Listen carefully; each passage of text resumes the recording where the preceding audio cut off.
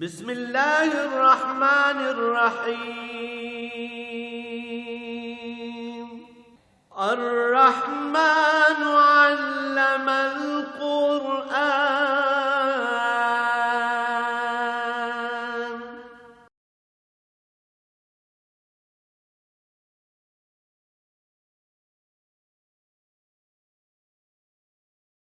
الحمد لله نحمده ونستعينه ونستغفره ونؤمن به ونتوكل عليه ونعوذ بالله من شرور أنفسنا ومن سيئات أعمالنا. من يهده الله فلا مضل له ومن يضلله فلا هادي له.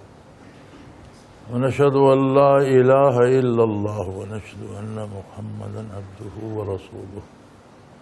اعوذ باللہ من الشیطان الرجیم. بسم اللہ الرحمن الرحیم. وقالت لأخته قصیہ فبصرت به عن جنب وهم لا يشعرون. وحرمنا علیہ المراضع من قبل فقالت هل أدلكم على أهل بیت یکفلونہ لکم وهم له ناصحون. فرددناه إلى أمه كي تقر عينها ولا تحزن ولتعلم أن وعد الله حق ولكن أكثرهم لا يعلمون. اللهم سبحانك لا علم لنا إلا ما علمتنا إنك أنت العليم الحكيم. رب اشرح لي صدري ويسر لي أمري واحلل عقدة من لساني يفقهوا قولي. رب زدني علما. مولایا صلی وسلم دائما ابدا علی حبیبک خیر الخلق کلہم.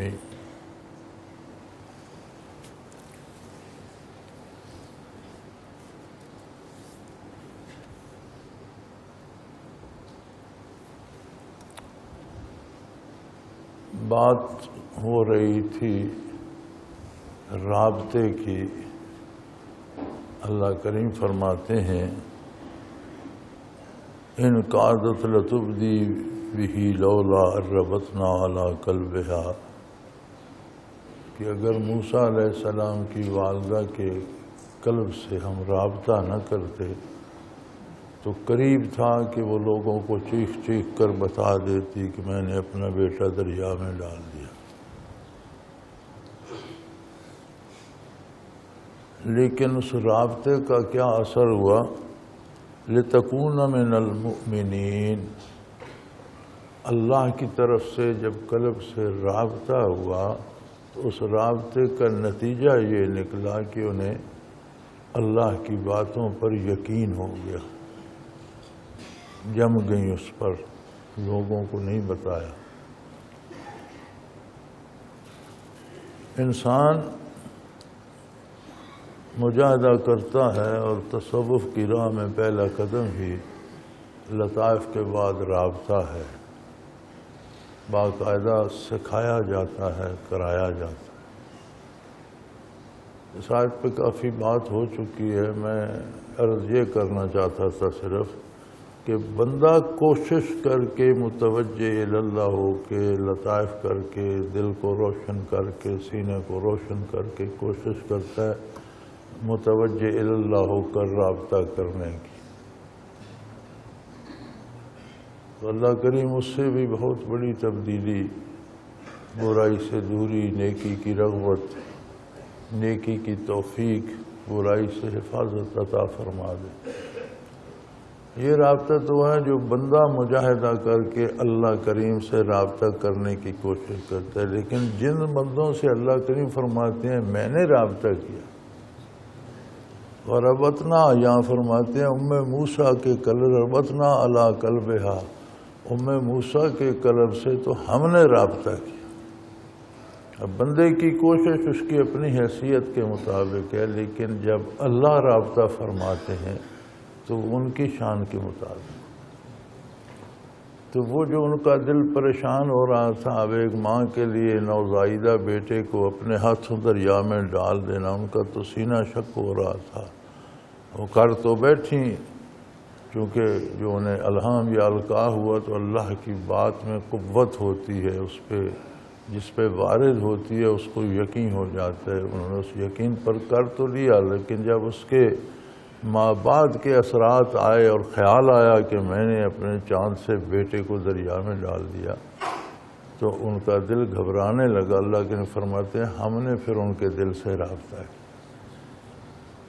اب بندہ اپنی حیثیت کے مطابق کر سکتا ہے، لیکن جب وہ فرماتا ہے توجہ تو پھر وہ اپنی شان کے مطابق فرماتا ہے. تو اس کا رابطے کا حاصل کیا تھا؟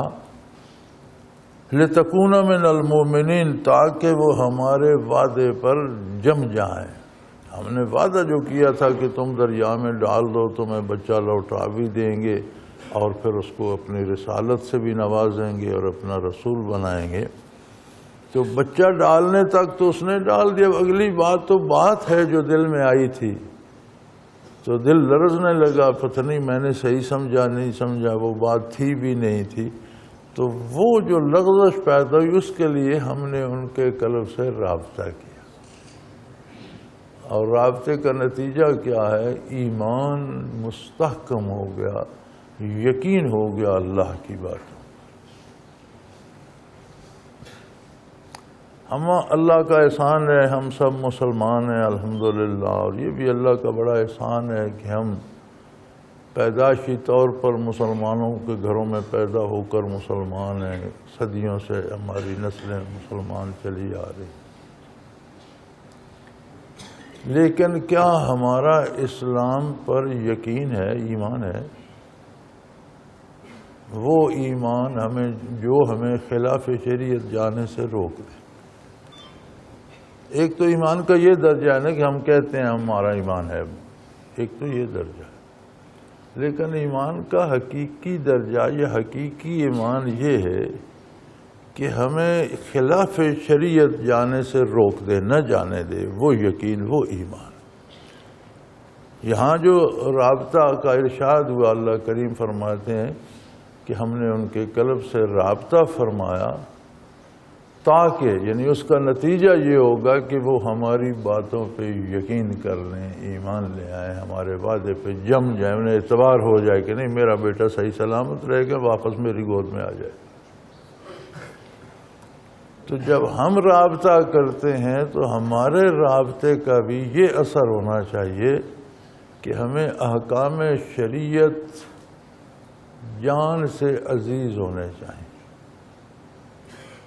دولت سے عزیز ہونے چاہیے، آرام سے عزیز، دنیا کی ہر لذت سے عزیز تر ہونے چاہیے. بندہ کیوں خلاف شریعت کرتا ہے؟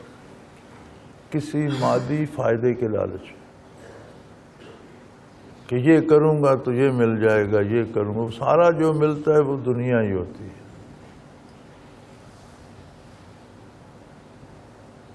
تو رابطہ جب ہم کرتے ہیں تو ہمیں ہر ایک کو اپنا امتحان لینا چاہیے کہ میں کوشش کر رہا ہوں، مجاہدہ کر رہا ہوں. اگر میرا رابطہ ہوا ہے تو مجھے شریعت پہ اعتماد آ جائے گا، میرا کردار شریعت کے سانچے میں ڈھل جائے گا. وقالت لأختہ قصیہ فبصرت بھی عن جنب وهم لا یشعرون. تو انہوں نے اپنی بیٹی سے فرمایا کہ بچے دریا کے ساتھ ساتھ چلتی جاؤ اور دیکھو کیا ہوتا ہے. اور اس طرح نہ جانا کہ لوگ دیکھ لیں کہ اسی بکس کو یا ٹوکرے کو دیکھنے چلیے، دوسری طرف متوجہ ہو کے کسی کو خبر نہ ہو، قبطیوں کو یا فرعون کو یا آل فرعون کو یا اس کے سپاہیوں کو یہ پتہ نہ چلے کہ تم بچے کو دیکھتی جا رہی ہو. بظاہر چہرہ دوسری طرف رکھو لیکن توجہ بھائی پہ رکھو اور دیکھو کیا ہوتا ہے. اب جب آل فرعون نے اٹھا لیا، فرعون کے گھر والوں نے اٹھا لیا، فرعون بھی موجود تھا، تو پہلے وہ بات گزر چکی. فرعون نے کہا کہ یہ ہوگا، ان کا اسرائیلیوں کا بچہ ہوگا، اسے قتل کر دو. اس کی بیوی نے کہا نہیں تمہارے لیے آنکھوں کی ٹھنڈک ہے، ہم اسے بیٹا بنا لیں گے، ہمارے دکھ دور کرے گا، ہمارے کام آئے گا. اب سوال پیدا ہوا کہ کہ نوزائیدہ بچہ ایسے دودھ کون پلائے؟ تو بہت سی عورتوں کو طلب کیا گیا، لیکن موسیٰ علیہ السلام نے کسی خاتون کا دودھ نہ پیا۔ اللہ کریم فرماتے ہیں وَحَرَّمْنَا عَلَيْهِ الْمَرَاضِعَ، ہم نے وہ دودھ پلانے والیوں کے دودھ کے سے موسیٰ کو روک دیا تھا۔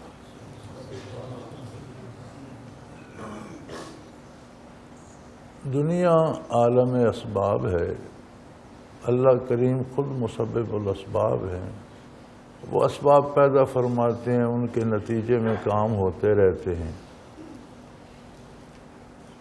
تو موسیٰ علیہ السلام کو من جانب اللہ کسی بھی خاتون کا دودھ پینے سے روک دیا گیا۔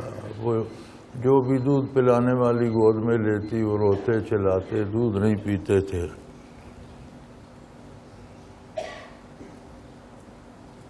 تو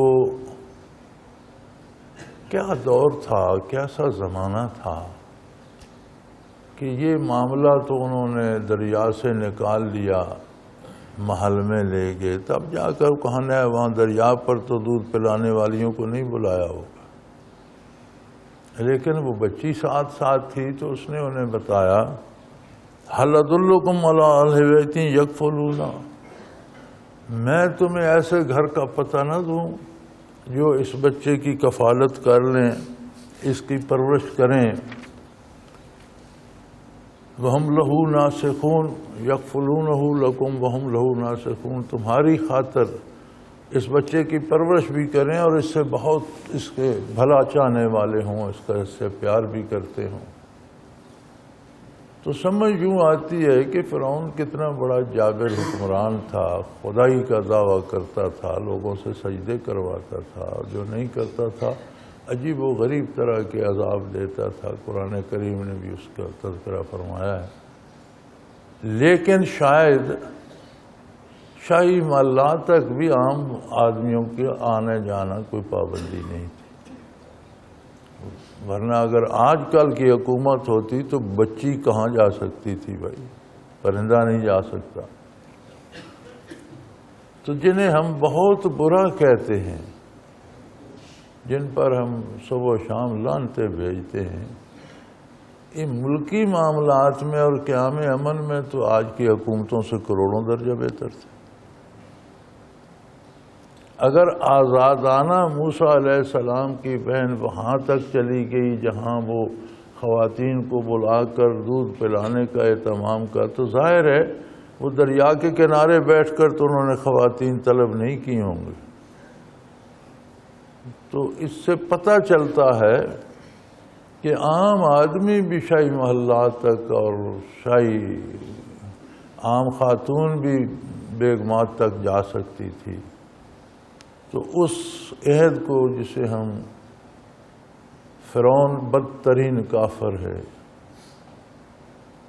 اور اللہ نے اس کا فیصلہ قرآن میں سنا دیا ہے، یکدم قومہ وأوردہم النار، پوری قوم کے آگے ہوگا اور سب کو لے کر جہنم میں داخل ہوگا۔ یعنی فرعون کا فیصلہ قرآن میں سنا دیا گیا، قیامت کو صرف نافذ ہوگا، سنانا باقی نہیں ہے۔ قطعی جہنمی، خدائی کا دعوے دار، لیکن شاید حکومتی امور میں اس کے ہاں بھی اتنی آزادی تھی۔ تو آج کل دیکھ لو، ہم مساجد میں پہرے داروں کے سوا نہیں بیٹھ سکتے۔ آپ جمعہ پڑھیں گے لیکن کچھ خوش نصیب بندوقیں لے کر مسجد کے باہر پہرا دے رہے ہوں گے۔ تو وقت کی بات ہے، وہ بہت برے تھے، لیکن انتظامی امور شاید ان کے بھی ہم سے بہت بہتر تھے۔ اور آپ آج کا اندازہ کریں اور اس کا اندازہ کتنا ظالم جابر حکمران تھا، اپنے خدائی کا دعوے دار تھا، لوگ اسے سجدے کرتے تھے۔ پھر بھی میرا خیال ہے پبلک بھی اگر کوئی چاہے تو آزادی سے شاہی محل تک آ جا سکتا۔ تو بچی نے جب انہیں پتہ دیا تو انہوں نے انہیں بلا لیا۔ کوئی آدمی بھیجا یا اسی بچی سے کہہ دیا ہوگا کہ بیٹا انہیں بھی بلا لو، اتنی بیویاں جو آئی ہیں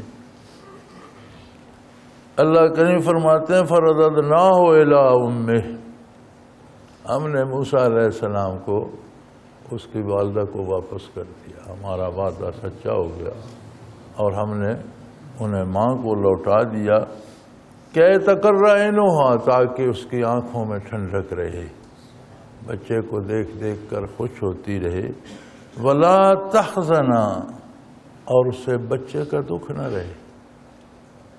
جو جدائی کی تکلیف ہے یا ایک کیفیت ہے کہ پتہ نہیں میرے بچے کے ساتھ کیا ہو رہا ہوگا، کون اسے دودھ دے رہا ہوگا، کیسے انہوں نے رکھا ہوا ہوگا، فرمایا نہیں، ہم نے یہ سارا کام ان کی والدہ محترمہ کی سپرد کر دیا اور بچہ اٹھا کر ان کی گود میں دے دیا، لِتَعْلَمَ أَنَّ وَعْدَ اللَّهِ حق، اور انہیں یہ بھی یقین ہو جائے کہ اللہ کے وعدے حق ہوتے ہیں، اللہ جو فرماتا ہے وہ حق ہوتا ہے، سچ ہوتا ہے۔ وَلَٰكِنَّ أَكْثَرَهُمْ لَا يَعْلَمُونَ، لیکن انسانوں کی اکثریت اس بات سے بے خبر ہے۔ انسانوں کو اس بات کی فکر ہی نہیں ہے کہ اللہ نے کیا فرمایا ہے اور کیا ہوگا، کس بات سے روکا ہے اور اس پر عذاب کی وعید ہے تو یقیناً عذاب ہوگا، کس بات کو کرنے کا حکم دیا اور اس پر انعام کی امید ہے، اگر یہ یقین حاصل ہو تو ہم انعام چھوڑ کر عذاب کیوں اختیار کریں، نیکی چھوڑ کر گناہ کی طرف کیوں جائیں، بھلائی چھوڑ کر برائی کی طرف کیوں جائیں؟ یہ ہمارے اس یقین کی کمزوری کی دلیل ہے، اور اسی یقین کو ایمان کہا جاتا ہے۔ تو فرمایا فرددناہ الی امہ، ہم نے اسی دن کچھ دیر بعد موسیٰ علیہ السلام کو ان کی والدہ کو لوٹا دیا کہ یہ لو بی بی اپنا بیٹا، تاکہ تمہاری آنکھیں ٹھنڈی رہیں، خوش رہو اور تمہیں بیٹے کا کوئی دکھ نہ ہو،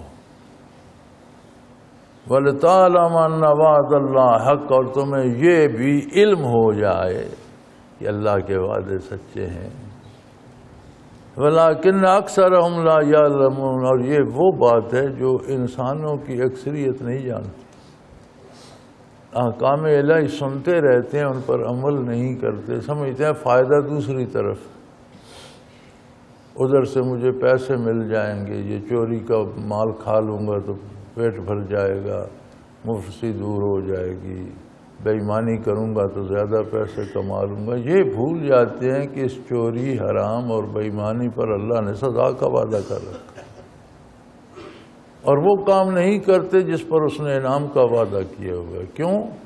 انہیں اللہ کی باتوں پہ یقین میں کمی ہے، زبانی کہتے ہیں مانتے ہیں، عملاً مانتے نہیں۔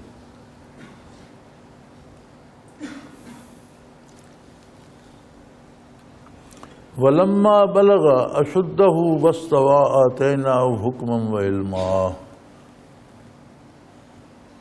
وَلَمَّا بَلَغَ أَشُدَّهُ وَاسْتَوَىٰ، جب وہ بلوغت کو پہنچے موسیٰ علیہ السلام، اب فرعون کے گھر پہ تربیت ہو رہی ہے، بچپن گزرا، لڑکپن آیا، جب بلوغت آئی تو سارے شاہی اتوار بھی سیکھ چکے تھے، شاہی دربار کی نزاکتوں سے بھی واقف ہو چکے تھے، شاہی رہن سہن سے بھی آگاہ ہو چکے تھے، بادشاہ اور رعیت کے معاملات سے بھی آگاہ ہو چکے تھے، شاہی عدالتیں بھی دیکھ چکے تھے، بادشاہ کی خوشی اور اس کے ناراضگی کے نتائج بھی دیکھ چکے تھے، بالغ ہونے تک جو وہاں رہے۔ فرمایا فلما بلغ اشدہ واستویٰ، بلوغت کو پہنچے جسمانی طاقت سے بھی اور ذہنی طاقت سے، یعنی بلوغت جسم کی بھی ہوتی ہے، بلوغت دماغ کی بھی ہوتی ہے، شعور کی بھی ہوتی ہے، بات سمجھنے کی جو استعداد ہے اس کی بھی ہوتی ہے۔ تو جب وہ بلوغت کو پہنچے عقلاً بھی اور جسمانی طور پر بھی، آتیناہ حکما و علما، تو ہم نے انہیں حکمت اور علم عطا فرمایا۔ یہی موسیٰ علیہ السلام مبعوث تو ہوئے برسوں بعد، قبطی کا قتل ہو گیا، پھر یہاں سے بھاگ گئے، شعیب علیہ السلام کے پاس پہنچے، 8 سال یا 10 سال وہاں رہے، واپسی پر کوہ طور پر جب پہنچے تو اس وقت خطاب الہی سے سرفراز ہوئے، نبوت عطا ہوئی اور فرعون کے پاس جانے کا حکم ہوا۔ تو نبوت اور بعثت تو آپ کی برسوں بعد ہوئی، اور جب بلوغت کو پہنچے تو یہ حکمت اور یہ علوم کون سے عطا ہوئے؟ آتینا حکما و علما، ہم نے انہیں حکمت بھی عطا کی اور علوم کے بھی خزانے عطا کر دیے۔ پتہ یہ چلتا ہے کہ یہ وہ نعمت ہے جسے نبی کی ولایت کہتے ہیں، جو ہر نبی کو نبوت سے پہلے عطا ہوتی ہے۔ ہر نبی کسی مجاہدے کی بنا پر نہیں، محنت کی بنا، حالانکہ ولایت کسبی ہے، جو محنت کرتا ہے، عقیدہ صحیح ہوتا ہے، کردار صحیح ہوتا ہے، اللہ کا ذکر کرتا ہے تو اسے جو اس کی قسمت میں ہے نصیب ہوتی ہے۔ لیکن انبیاء کو یہ ولایت بھی جس طرح نبوت وحی ہے، عطائی ہے، اسی طرح یہ ولایت بھی اللہ کی طرف سے موہوب ہے، عطا ہوتی ہے، بخش دی جاتی ہے۔ تو فرمایا جب وہ عقلاً بھی جسمانی طور پر بھی بالغ ہوئے تو ہم نے انہیں حکمت بھی اور علم بھی عطا کر دیا، اور یہ ولایت نبوت۔ ولایت نبوت جو ہے یہ صرف انبیاء کو ہے، غیر نبی ولایت کا وہ درجہ حاصل نہیں کر سکتا۔ جو ولایت نبی کو قبل از بعثت عطا ہوتی ہے، چونکہ انسان کو اللہ نے مکلف بنایا ہے بلوغت پر، جب تک بالغ نہیں ہوتا احکام شریعت کا مکلف نہیں۔ نبی جب مکلف ہوتا ہے تو اسی وقت اسے حکمت، دانائی، شعور اور ولایت، اللہ سے تعلق، علم۔ حکمت کیا ہے؟ ذات باری کی عظمت کا شعور دانائی ہے، اللہ سے تعلق قائم کرنا دانائی ہے، اللہ کریم کی عظمت کو جاننا اور اس کے ساتھ وابستہ ہونا۔ اور علم کیا ہے؟ اس کام کی باریکیوں اور اس کے راستوں کو سمجھنا۔ تو انبیاء کو ولایت بھی اللہ کی طرف سے عطا ہوتی ہے، وحی ہوتی ہے۔ ہر نبی بعثت سے پہلے ولی اللہ ضرور ہوتا ہے، اور یہ ولایت نبی کی ولایت ہے، ماں و شمار وہاں پر نہیں مار سکتے۔ مراقبات جب ہم کرتے ہیں تو اللہ کریم مہربانی فرمائے، عالم امر میں اتنا آسان نہیں ہے کہ کسی کی رسائی ہو سکے، بڑی محنت لگتی ہے۔ اسلام بر صغیر میں میری سمجھ میں یہ بات آتی ہے کہ عہد نبوی میں بھی پہنچ چکا تھا۔ عہد نبوی میں تاجر جو آتے جاتے تھے ان کے ذریعے پہنچا تھا، جو پھر فتوحات اسلامیہ ہوئیں وہ صحابہ کے عہد میں شروع ہوئی۔ لیکن اس سے پہلے بھی ایک شہر تھا جہاں اب عمان کی سلطنت ہے، پچھلے دنوں اس کے کھنڈر بھی برآمد ہوئے ہیں۔ بہت بڑا شہر تھا، اس وقت کس ریاست میں تھا، آج کل اس علاقے پہ عمان کی حکومت۔ یہ اتنی بڑی منڈی تھی کہ چین تک کے کاروباری لوگ، بر صغیر کے کاروباری لوگ بھی اس منڈی میں جاتے تھے، اور مغرب سے بھی لوگ اس منڈی میں آتے تھے۔ یہ بین الاقوامی منڈی تھی۔ پھر کسی مصیبت کے تحت وہ شہر غرق ہو گیا، زیر زمین چلا گیا۔ آج کل اس کے کھنڈر دریافت ہو رہے ہیں۔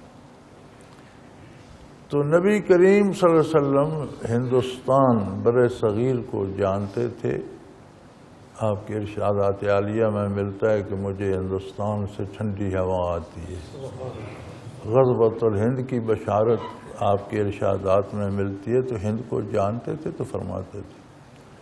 اور یہ بھی فرمایا اطلب العلم ولو کان بالصین، تو چین سب سے دور ملک تھا، تو فرمایا علم کی تلاش میں نکلو خواہ چین تک، یعنی بہت دور بھی جانا پڑے تو علم حاصل کرو، او کما قال رسول اللہ صلی اللہ علیہ وسلم.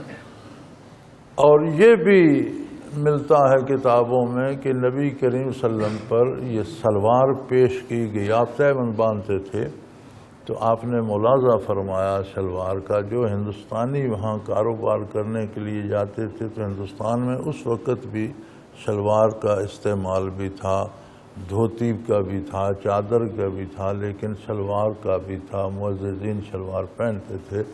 تو حضور کی خدمت میں بھی پیش کی گئی، آپ نے استعمال نہیں فرمائی لیکن پسند فرمائی.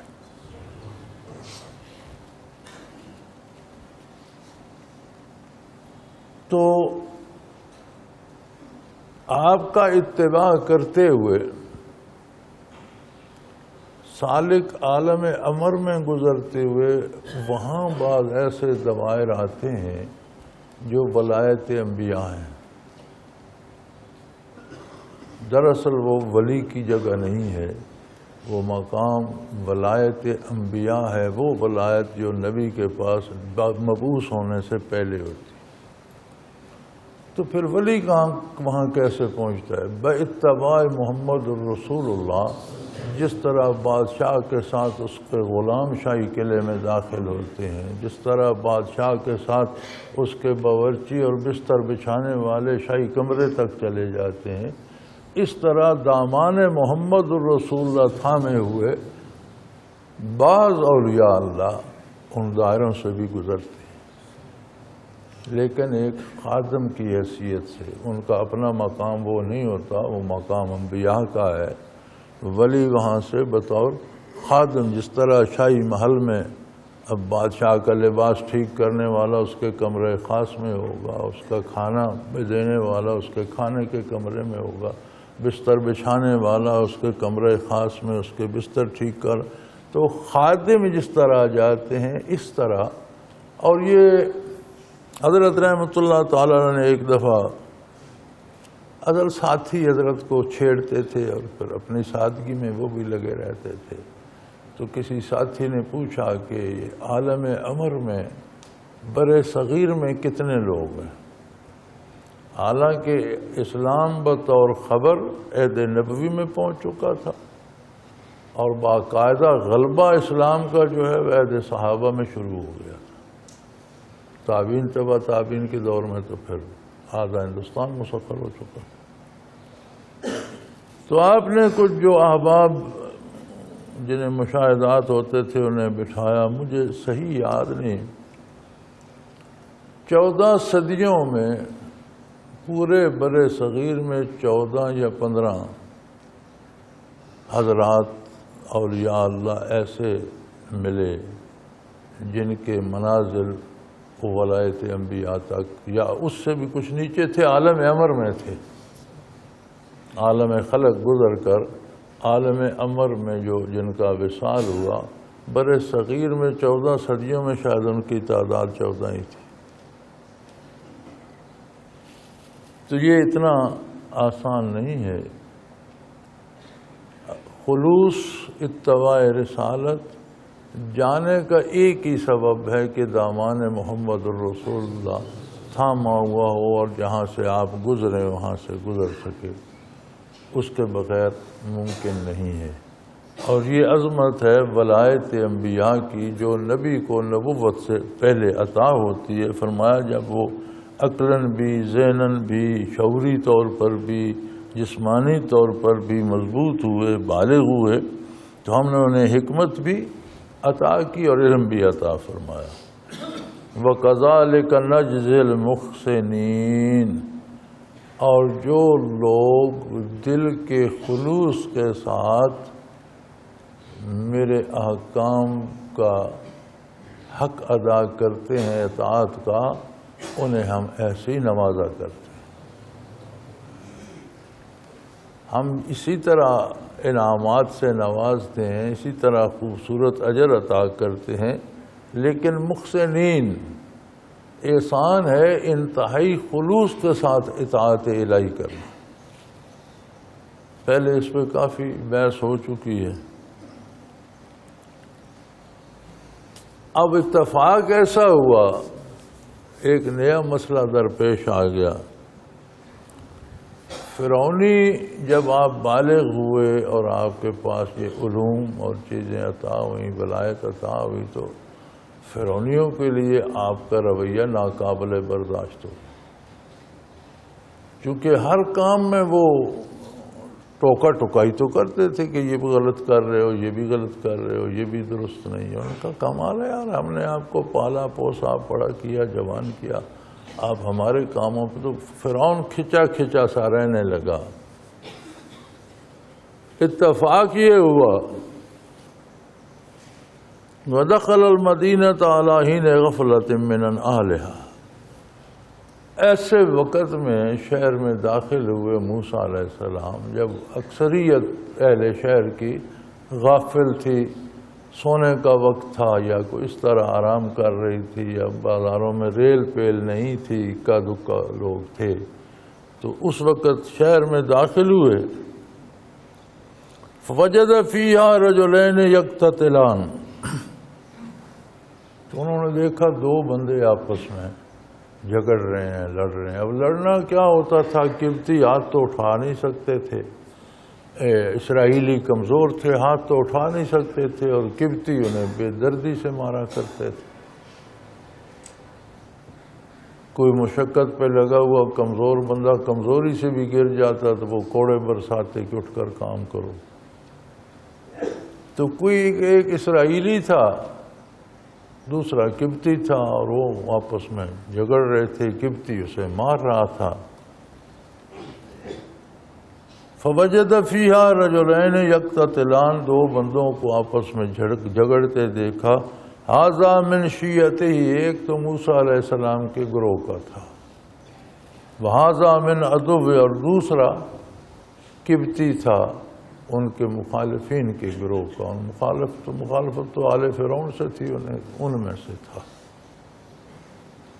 یہاں اسرائیلی کے لیے اللہ نے لفظ شیعہ استعمال کیا ہے. شیعہ کا لفظی ترجمہ گروہ ہے، جماعت، گروہ، پارٹی. جس طرح آج آپ کی بے شمار سیاسی پارٹیاں ہیں، تو کوئی کہتا ہے میں خادم ہوں، کوئی کہتا ہے میں جیالہ ہوں، کوئی کہتا ہے میں ان کا جان باز ہوں. تو یہ جیالے جان باز جو ہیں انہیں تحریک انصاف کا شیعہ یا پیپلز پارٹی کا شیعہ کہا جا سکتا ہے، یعنی ان کے گروہ میں سے ہے. لفظی ترجمہ لفظ شیعہ کا گروہ ہی ہے. قرآن کریم میں تقریباً 8 جگہ یہ لفظ اللہ نے استعمال فرمایا ہے. ان گروہوں پہ استعمال فرمایا جو گمراہ تھے. کسی نیک گروہ کو آپ نے شیعہ نہیں کہا. قرآن میں لفظ شیعہ کی یہ تفصیل ملتی ہے. تو ایک تو ان کے اپنے کو، اب موسیٰ علیہ السلام مبعوث بھی نہیں ہوئے، کوئی ایمان نہیں لایا، کسی کو اسلام کا پتہ ہی نہیں، تو اسرائیلی کب سے مسلمان ہو گئے. لیکن وہ دھڑ یا پارٹی یا گروہ موسیٰ علیہ السلام کا تھا، چونکہ آپ بھی اسرائیلی تھے، اور دوسرا قبطیوں میں سے تھا. فَاسْتَغَاثَهُ الَّذِي مِنْ شِيَّتِهِ عَلَى الَّذِي مِنْ عَدُوِّهِ. تو جو ان کے اپنے گروہ کا بندہ تھا، اس نے دوسرے کے مقابلے میں موسیٰ علیہ السلام کو پکارا، مدد چاہی، فرمایا مجھے اس سے بچائیں، مجھے اس سے چھڑائیں. وَوَقَذَهُ مُوسَىٰ. تو موسیٰ علیہ السلام نے اسے گھونسا دے مارا، اس قبطی کو. وَقَذَهُ مُوسَىٰ. موسیٰ علیہ السلام نے اسے گھونسا رسید کر دیا. فَقَضَىٰ عَلَيْهِ. وہ گھونسا ایسا لگا کہ وہ ماری گیا.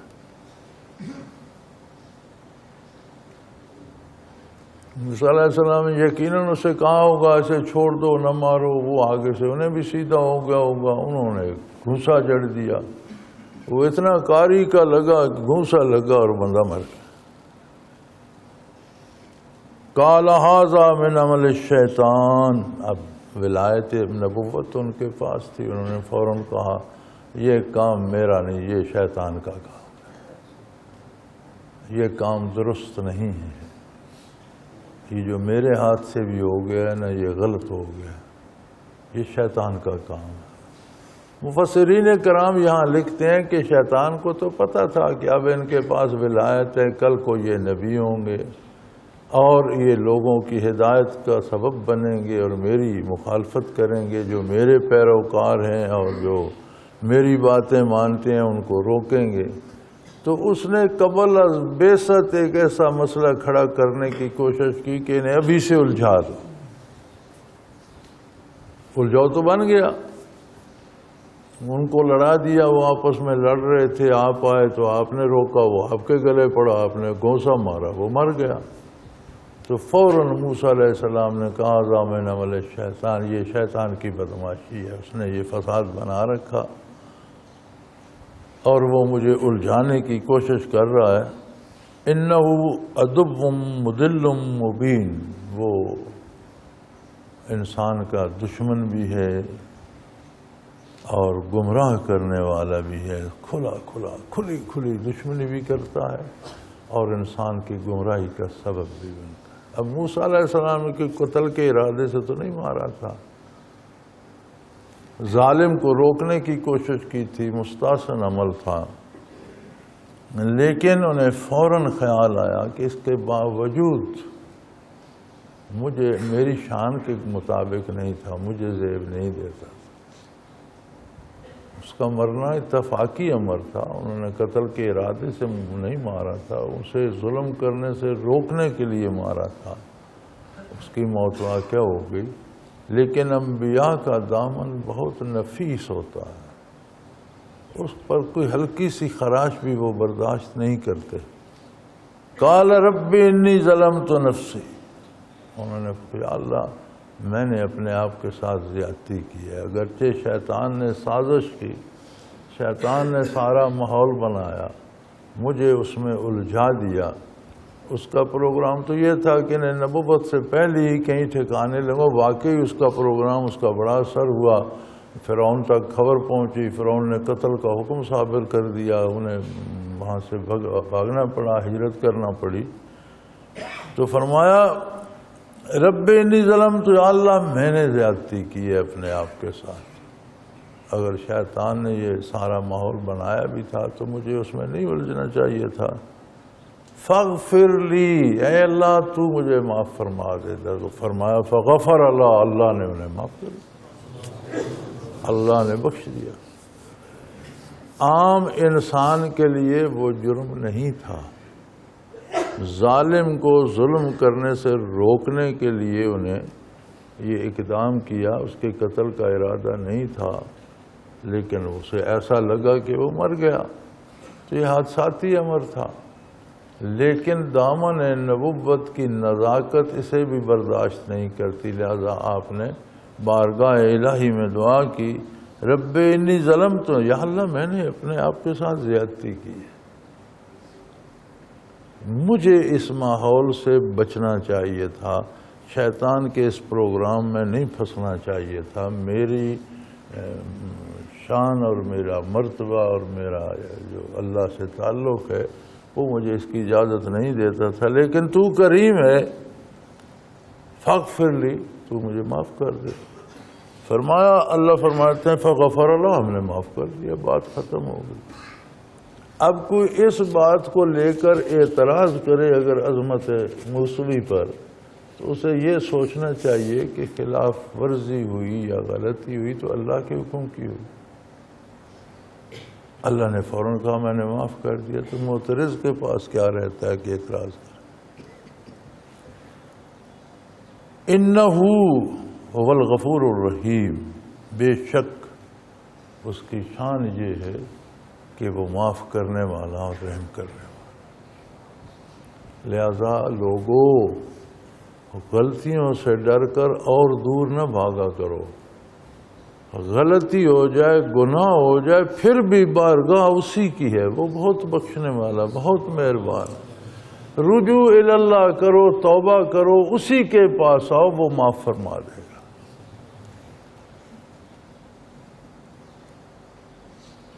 قال رب بما انعمت علی فلن اکون ظہیرا للمجرمین، موسیٰ علیہ السلام اس کی بار الہ جس طرح تو نے مجھ پر رحم فرمایا، مجھ پر انعمت علی، مجھ پر انعام فرمایا کہ میری خطا معاف کر دی یا مجھے بخش دیا، یا جو مجھ سے عمل ہوا تھا اگر وہ غیر موضوع بھی تھا تو آپ نے اسے معاف کر دیا، میں آئندہ کسی مجرم کا مددگار نہیں بنوں گا۔ توبہ کی بھی سمجھ آ گئی کہ توبہ کی جائے تو قبول ہو جاتی ہے، لیکن توبہ کیا ہے؟ ایک عہد ہے کہ یا اللہ جو میں کر چکا ہوں وہ تو معاف کر دے، آئندہ میں برائی نہیں کروں، میں آئندہ نہیں کروں گا۔ اور عملی زندگی میں تبدیلی آ جائے، برائی چھوڑ کر اتباع شریعت اور نیکی اختیار کر لے، یہ توبہ ہے۔ تو اگر توبہ بھی کرتا رہے اور برائی بھی کرتا رہے تو یہ تو ایک مذاق ہے نا، یہ الگ ایک جرم ہے جس کی الگ گرفت ہوگی۔ تو فرمایا آپ نے مجھ پر انعام فرمایا، انشاءاللہ میں آئندہ مجرموں کی مدد نہیں کروں گا۔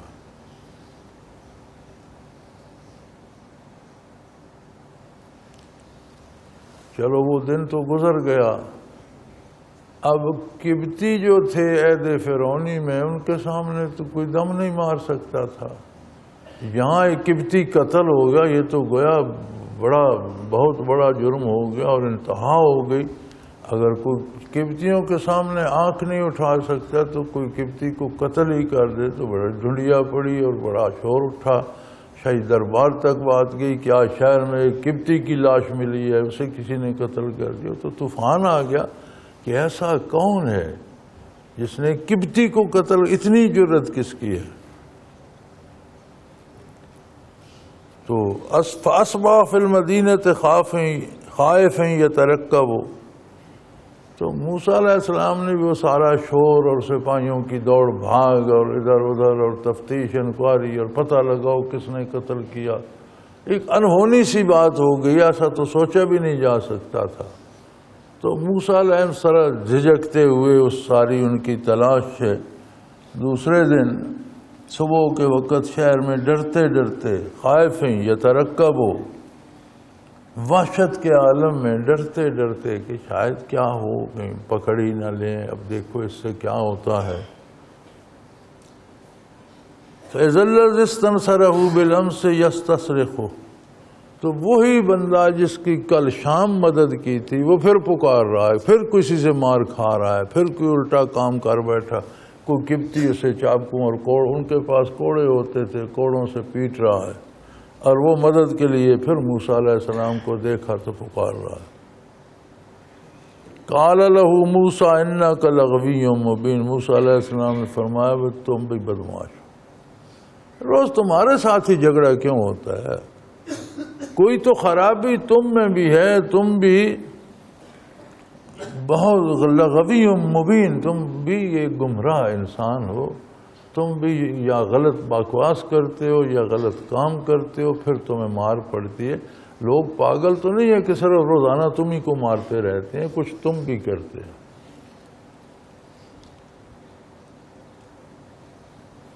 تو یہ جملہ تو اسے کہا کہ کل تمہیں مار پڑ، آج پھر تم ہی کو مار پڑ رہی ہے، تو اس کا مطلب روزانہ تم بھی تو کچھ کرتے ہو تو تمہیں مار پڑتی ہے، تم بھی اچھے آدمی نہیں ہو، گمراہ ہو، غلط کام کرتے ہو، غلطیاں کرتے ہو تو مار کھاتے ہو۔ لیکن آپ نے ارادہ یہ فرمایا فَلَمَّا أَنْ أَرَادَ أَنْ يَبْطِشَ بِالَّذِي هُوَ أَضَمُّ لَهُمَا، آپ نے ارادہ فرمایا کہ جو آپ کا بھی اور اس جو پٹنے والا آپ کے گروہ کا بندہ تھا، اس کا بھی جو دشمن اسے پیٹ رہا تھا یعنی قبطی، اس کو پکڑتا ہوں۔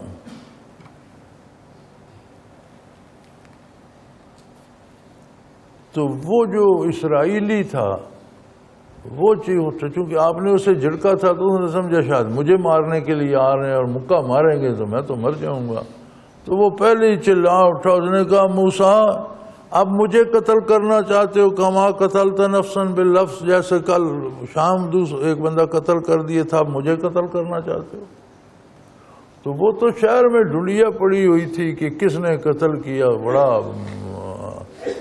ایسا کام ہو گیا کہ جس سے ساری حکومت ہل گئی کہ اگر قبطیوں کو کوئی مصر میں فرعون کے دارالخلافے میں قبطی قتل ہو جائے کیسے ہو سکتا ہے؟ تو اس نے فوراً شور کر دیا کہ آپ نے کل شام ایک قبطی کو مار دیا تھا، آپ مجھے قتل کرنا چاہتے ہیں؟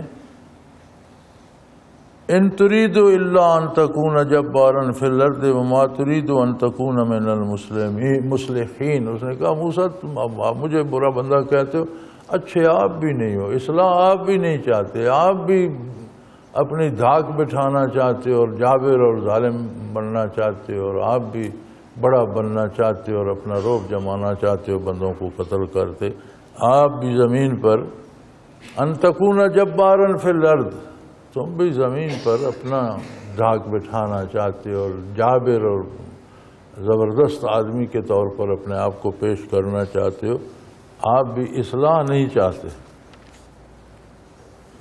اب اس کے منہ سے بات نکلی تو جو بھی قریب سن رہا تھا اس نے آگے، وہ تھوڑی دیر میں شاہی دربار میں پہنچ گئی، وہاں آگے ڈھونڈیا پڑی ہوئی تھی۔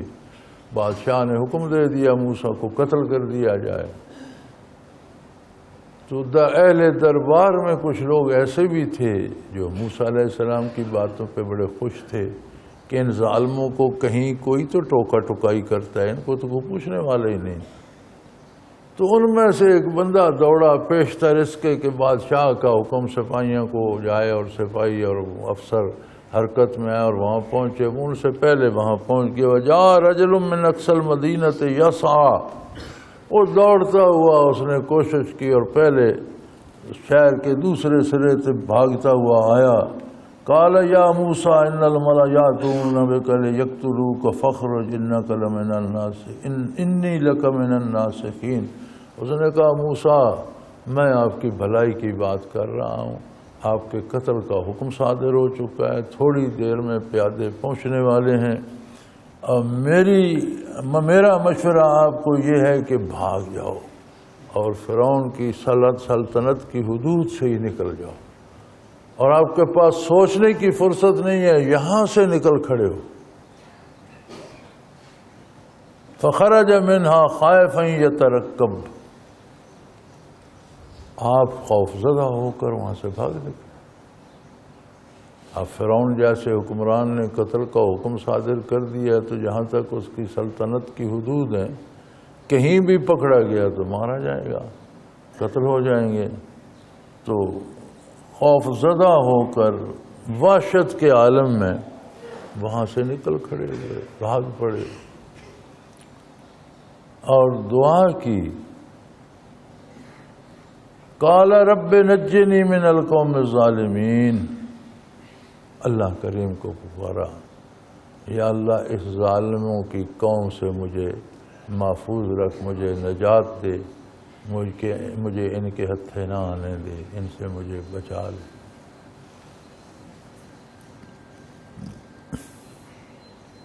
انبیاء علیہم السلام بھی انسانوں میں سے مبعوث ہوتے ہیں، سارے انسانی خواص ان میں بھی ہوتے ہیں، انہیں بھوک بھی لگتی ہے، ان پر بھی خوف کا عالم طاری ہوتا ہے، انہیں دکھ بھی ہوتا ہے، خوشی بھی ہوتی ہے، زخمی بھی ہوتے ہیں، شہید بھی کر دیے جاتے ہیں۔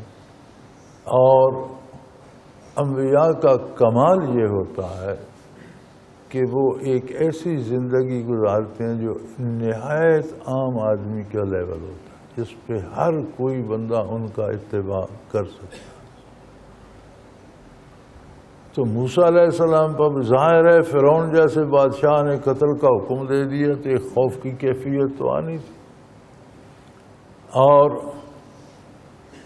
وحشت یہ تھی کہ کوئی پتہ نہیں جا کہاں رہا ہوں، بھاگ تو رہا ہوں کہ مصر کی جو حکومت ہے فرعون کی، اس کی حدود سے باہر نکل جاؤں، لیکن باہر کہاں جاؤں گا، کس کے پاس جاؤں گا، ٹھکانہ کیا ہوگا، یہ علم نہیں، باہر جا کر دیکھے ہی نہیں کہ متصل کون سا آگے حکومت کس کی ہے، یہ کون سا علاقہ ہے، وہاں لوگ کیسے ہیں، ان کا رویہ کیسے ہے۔ اب ان سے بھاگ رہا ہوں، آگے پھر کسی لٹیروں کے پاس پکڑا جاؤں یا مارا جاؤں، تو ڈر بھی تھا، وحشت بھی تھی، آگے کا کوئی پتہ ہی نہیں تھا، کوئی سرا پیر ہاتھ میں نہیں تھا، تو آپ گھبراہٹ کے عالم میں وہاں سے بچنے کے لیے بھاگ کھڑے ہوئے اور دعا کی۔ ہر حال میں تائید باری درکار ہے۔ بڑی سے بڑی مصیبت بھی اسی کی بارگاہ میں پیش کی جا سکتی ہے۔ تو آپ نے وہاں کسی کو نہیں پکارا سوائے اللہ رب العالمین کے۔ رب اے میرے رب، رب وہ صفت ہے اللہ کی جو پالن ہار ہے، ہر ضرورت کو پوری کرنے والا۔ سمجھا، میرا رب تو تو ہے، میری ضرورتوں سے تو آگاہ ہے، پوری بھی تو نے کہا۔ اب یہ میری ایک ضرورت آ پڑی ہے کہ یہ ظالم میرے قتل کے درپا ہیں، نجنی من القوم الظالمین، اے میرے پروردگار ان ظالموں کی قوم سے مجھے تو بچا دے۔ چنانچہ اللہ سے دعا کی اور اللہ کے بھروسے پر وہاں سے بھاگ کھڑے ہوئے۔ وآخر دعوانا ان الحمد للہ رب العالمین۔ اللہ اللہ اللہ اللہ اللہ اللہ اللہ اللہ۔ حضرت امیر محمد اکرم آوان مد ظلہ العالی دارالعرفان منارہ ضلع چکوال میں سالہ سال سے قرآن و حدیث کے اوپر خطابات کر رہے ہیں اور سلسلہ نقشبندیہ اویسیہ کے مطابق لوگوں کو ذکر الہی کی تربیت دے رہے ہیں۔ وہ قرآن پاک کی تفسیر ترتیب وار بیان کر رہے ہیں۔ تفسیر قرآن کو وہ موجودہ ملکی اور بین الاقوامی حالات کے مطابق بیان کرتے ہیں۔ موٹر وے سے کلر کہار کے انٹرچینج سے نکلتے ہوئے کلر کہار کی جھیل سے ہوتے ہوئے میانی، بوچھال اور نور پور سے گزرتے ہوئے دارالعرفان منارہ پہنچ سکتے ہیں۔ حضرت امیر محمد اکرم آوان نے بچیوں اور بچوں کی دینی اور دنیاوی تعلیم کے لیے سقارہ اکیڈمی کے نام سے ایک درسگاہ بھی قائم کی ہے، جس کا افتتاح ملک پاکستان کے صدر جنرل محمد ضیاء الحق نے اپنے دست مبارک سے کیا تھا۔ وہ تمام احباب جو اسلام کی طلب رکھتے ہیں ان سے گزارش ہے کہ دارالعرفان منارہ ضلع چکوال میں امیر محمد اکرم آوان صاحب کے خطابات سے مستفید ہوں۔ وہ ہر جمعے کو نماز سے پہلے بیان فرماتے ہیں۔ ہر ماہ کی پہلی اتوار کو ماہانہ اجتماع ہوتا ہے جس میں آپ خصوصی خطاب فرماتے ہیں اور پاکستان کے چاروں صوبوں سے احباب اس اجتماع میں شرکت کرتے ہیں۔ اس کے علاوہ یہاں سال میں 2 مرکزی اجتماعات بھی ہوتے ہیں، ایک رمضان المبارک میں اعتکاف کا اجتماع اور دوسرا جولائی اور اگست میں 40 دن کا اجتماع ہوتا ہے جس میں روحانی تربیت کی جاتی ہے۔ اپنا خون سیماب دے کر اتنا ہم کر جائیں گے، نام آقا کا چمن میں پھر رقم کر جائیں گے۔